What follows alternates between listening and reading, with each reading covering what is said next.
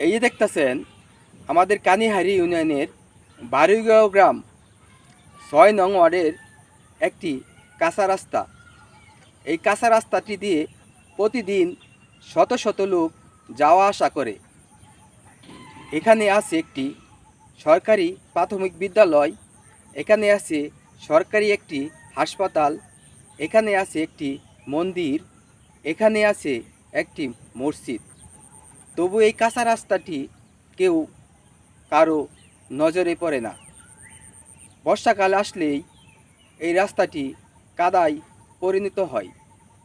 আমার প্রিয় ৬ নং ওয়ার্ডবাসীরা, একটু আপনারা যদি এই ভিডিওটি শেয়ার করে দেন, এই শেয়ারের মাধ্যমে হয়তো ঊর্ধ্বতন কর্মকর্তারা সুনজরে আসতে পারে। আর যদি সুনজরে আসে, হয়তো এই রাস্তাটি কাজও চলমান শুরু হয়ে যেতে পারে। তাই আমি বলবো বেশি বেশি একটু শেয়ার করে দেন।